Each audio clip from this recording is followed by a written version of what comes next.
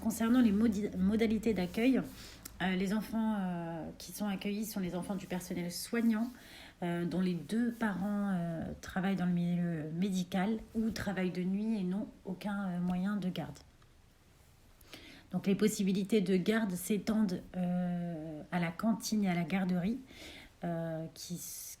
Ces deux pôles d'accueil sont gérés par les animateurs de la mairie d'ailleurs. Au sujet des conditions d'accueil. Donc, les élèves sont accueillis à l'école. Nous sommes dans une école qui regroupe toutes les écoles du secteur. Et nous avons donc des élèves qui viennent de différentes écoles et de différents niveaux. Donc, cela va de la maternelle à l'école élémentaire. Concernant les modalités de la continuité pédagogique avec ces élèves, ils sont diverses selon le choix opté par l'enseignant. Soit ils ont du travail imprimé et envoyé par mail, soit ils font classe virtuelle et à ce moment-là, nous leur donnons du travail et des activités à faire. Les enseignants se mobilisent afin d'accompagner et accueillir ces élèves dans les meilleures conditions. Les élèves changent... l'accueil des élèves change chaque jour puisqu'ils ne sont pas forcément les mêmes, même s'il y a des habitués. Cela dépend de l'emploi du temps des parents. Au sujet des mesures de sécurité, elles ne sont pas des plus respectées au vu de la proximité entre entre participants et accueillants, puisque nous sommes dans une salle rassemblés ensemble. Même si nous essayons quand même de disperser les élèves et d'avoir une distance de minimum 1 mètre, lorsque nous devons expliciter une notion ou éclairer les élèves sur des apprentissages, nous ne sommes pas à 1 mètre de distance. Cela dit, malgré le manque ou l'inexistence plutôt du matériel de protection, nous essayons... Nous lavons régulièrement les mains puisque nous avons la chance d'avoir un lavabo dans la salle qu'on utilise et les enfants également.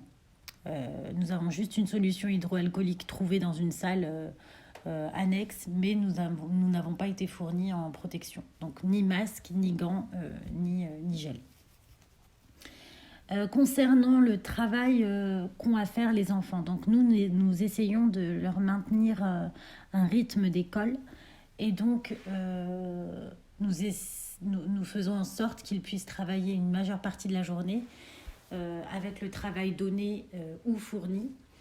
Et nous réservons une partie de la journée à l'apprentissage par le jeu et les activités plus ludiques.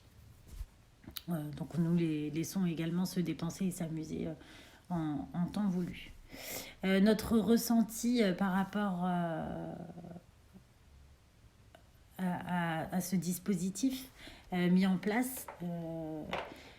En tant qu'enseignants, nous sommes conscients que nous devons répondre présents afin d'assurer une continuité pédagogique à nos propres élèves, donc à nos élèves de notre classe, et aux élèves accueillis. Donc, nous nous mettons à disposition afin de pouvoir allier et la continuité vis-à-vis de nos élèves et la continuité vis-à-vis des élèves que l'on accueille. Ce que nous appréhendons, c'est la durée du confinement et l'impact qu'il aura sur l'acquisition des élèves, notamment les plus fragiles. Nous demandons si les travaux sont réalisés de manière régulière ou non. Pour ma part, je téléphone à mes élèves, j'essaye de faire des appels vidéo pour expliciter certaines notions, voir un petit peu où ils en sont et tout simplement aussi prendre de leurs nouvelles et leur dire que je suis toujours là et que nous attendons tous la même chose, la fin du confinement, et qu'il faut être courageux. Donc l'inquiétude que j'ai par rapport à ça, c'est effectivement surtout pour les élèves qui sont en difficulté et qui ne peuvent pas être forcément accompagnés à la maison. Et qui vont perdre de ce qu'ils ont durant l'année.